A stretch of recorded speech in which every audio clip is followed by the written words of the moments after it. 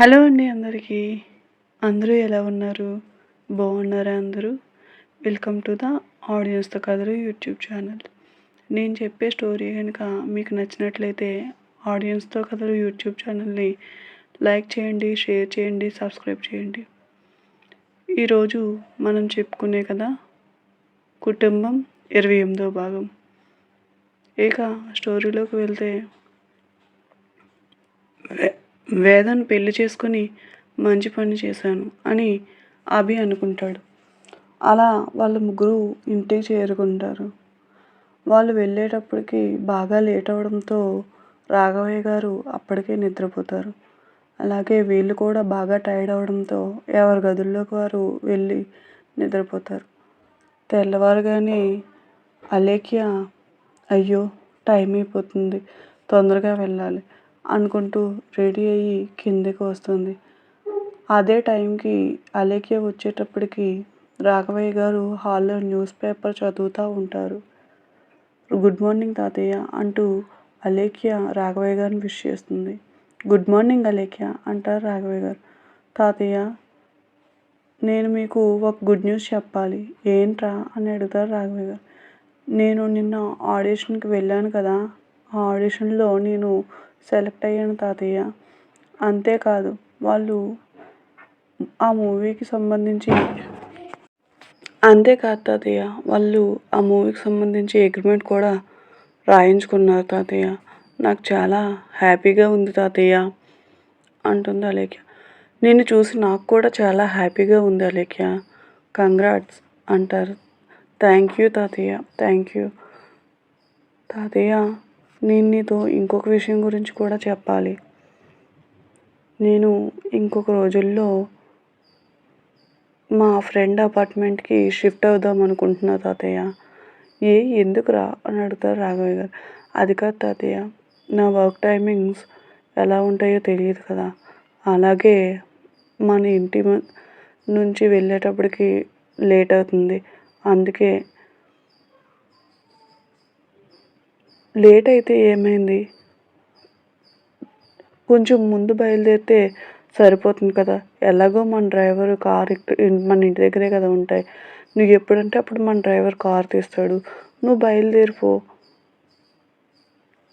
దానికి ఏముంది, లేట్ నువ్వు మన ఇంటి దగ్గర నుంచే వెళ్ళాలి అంటారు రాఘవయ్య గారు. అది కాదు తాతయ్య, నేను నా ఫ్రెండ్ దగ్గరికి వెళ్తాను అనడానికి ఇంకొక కారణం కూడా ఉంది. అదేంటంటే నేను నా ఐడెంటిటీని బయట పెట్టాలనుకోవడం లేదు. నాకు అవకాశాలు నా టాలెంట్ని చూసి రావాలి, కానీ నా ఐడెంటిటీని చూసి కాదు తాతయ్య. వదిన నాకు ఒకసారి నేను ఈ ప్రొఫెషన్ని ఎంచుకునేటప్పుడు చెప్పింది, అలేఖ్య అంటే నేను మాత్రమే కాదు, నాతో పాటు నా కుటుంబం కూడా అని.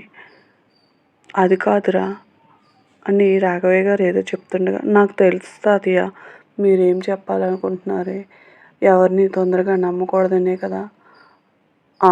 అవును అని అంటారు రాఘవయ్య గారు.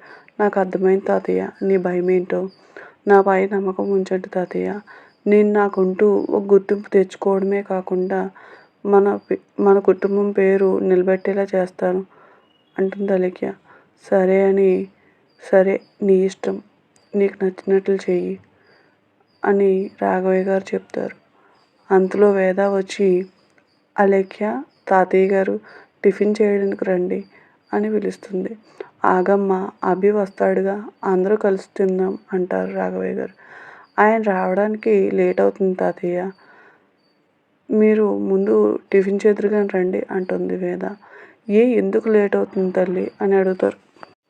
ఎందుకు లేట్ అవుతుందమ్మా అని అంటారు రాఘవయ్య గారు. లేట్ అవుతుంది అని వేద, లేట్ అవుతుంది కాదు తాతయ్య, లేట్ అవ్వచ్చేమో అని అంటున్నాను అంతే అంటూ, సరే మీరు రండి తాతయ్య, ఆయన వస్తారులేండి అంటుంది. దాంతో అలేఖ్య రాఘవయ్య గారు టిఫిన్ చేయడానికి వెళ్తారు. వేద వారిద్దరికీ వడ్డిస్తుంది. అభి ఉదయం లేచి తన వర్కౌట్ ఫినిష్ చేసుకొని ఆఫీస్కి రెడీ అవుదామని తన డ్రెస్ మంచంపై పెట్టి స్నానం చేయడానికి బాత్రూమ్కి వెళ్తాడు. ఆ టైంలో గదిలోకి వచ్చిన వేద అభి డ్రెస్ మంచంపై ఉండడం చూసి, ఈయన స్నానం చేయడానికి వెళ్ళారా? నిన్న నన్ను ఏడిపిస్తారా? మీ పని చెప్తా ఉండండి అని అభి మంచంపై పెట్టిన డ్రెస్సును మళ్ళీ అభి బట్టల మధ్యలో పెట్టేస్తుంది కనబడకుండా. చూస్తాను ఇప్పుడు మీ డ్రెస్ ఎలా వేసుకుంటారో అని వేద ఆ గదిలోంచి బయటకు వచ్చేస్తుంది. స్నానం చేసి బయటకు వచ్చిన అభి తన డ్రెస్ కోసం మంచంపై చూస్తాడు. కానీ ఆ డ్రెస్ అక్కడ ఉండదు. ఏంటి, ఈ డ్రెస్ నేను ఇక్కడే పెట్టాను కదా, ఏమైంది అనుకుంటూ మంచంపై అంతా వెతుకుతాడు. కానీ అది కనిపించదు. మంచం కింద గది అంతా చూస్తాడు అభి. కానీ ఆ డ్రెస్ ఎక్కడా కనిపించదు. అరే ఇదేంటి, ఒకవేళ డ్రెస్ బీరువాల నుంచి తీయడం మర్చిపోయానా అని అనుకుంటూ బీరువాలో తన బట్టల దగ్గర చూస్తాడు అభి. కానీ ఆ డ్రెస్ ఎక్కడా అక్కడ కూడా ఉండదు. అరే ఎక్కడికి అయిపోయింది డ్రెస్, ఇక్కడ కూడా లేదు అనుకుంటూ టైం వైపు చూస్తాడు అభి. అరే ఆఫీస్కి టైం అయిపోయింది, ఆ డ్రెస్ గురించి వెతుకుతూ కూర్చుంటే టైం అయిపోతుంది అని అభి వేరే డ్రెస్ తీసుకొని రెడీ అయ్యి కిందకి వస్తాడు. అప్పటికే అలేఖ్య టిఫిన్ చేసి బయలుదేరి వెళ్ళిపోతుంది. అభి కిందకు వస్తూ రాఘవయ్య గారిని గుడ్ మార్నింగ్ అని విష్ చేస్తారు. రాఘవయ్య గారు అభితో, అర్జున్ ఏమైనా ఫోన్ చేశాడా అభి అని అడుగుతారు. సేఫ్గా రీచ్ అయ్యానని మెసేజ్ పెట్టాడు తాతయ్య అని అంటాడు అభి. తాతయ్య నేను మీకు ఒక విషయం చెప్పాలి అని అంటాడు. చెప్పు అభి. అదే తాతయ్య, మన కంపెనీ యానివర్సరీ వస్తుంది కదా, దాన్ని ఈసారి మన ఎంప్లాయీస్ ఫ్యామిలీస్తో కూడా కలిపి సెలబ్రేట్ చేయాలనుకుంటున్నాను. దానికి మీరేమంటారు తాతయ్య అంటారు అభి. గుడ్ ఐడియా అభి. మన ఎంప్లాయీస్ అంటే మన ఎంప్లాయీస్ మాత్రమే కాదుగా మన కంపెనీలో భాగం, వాళ్ళ ఫ్యామిలీస్ కూడా మన కంపెనీలో భాగమే కదా అభి అంటారు అభి. అభి ఈ యానివర్సరీతో పాటు నేను ఇంకొక విషయం కూడా మన కంపెనీ యానివర్సరీ ఫంక్షన్లో అనౌన్స్ చేయాలనుకుంటున్నాను, దానికి నువ్వేమంటావు అని ఆ విషయం అభికి చెప్తారు రాఘవయ్య గారు. ఓకే తాతయ్య, మీ ఇష్టం అని అంటాడు అభి. అభి టిఫిన్ చేయడానికి కూర్చుంటాడు. వేద అభికి వడ్డిస్తుంది. వేదాన్ని చూసిన అభి ఎందుకో డౌట్గా వేదాన్ని చూస్తాడు. వేద ముసుముసుగా నవ్వుకుంటూ ఉంటుంది. అభి చూడడం చూసి సైలెంట్ అయిపోతుంది. ఏంటి తిను నవ్వుకుంటుంది, తిను ఏమైనా నా డ్రెస్ తీసిందా అనుకుంటాడు అభి. కానీ వేదాన్ని అడగడు. అభి టిఫిన్ చేసి ఆఫీస్కి బయలుదేరుతాడు. అభి ఆఫీస్కు రావడంతో స్టాఫ్ అంతా ఎవరి పనులు వాళ్ళు చేస్తూ ఉంటారు. అభి తన క్యాబిన్లో కూర్చుని కిరణ్కు ఫోన్ చేసి,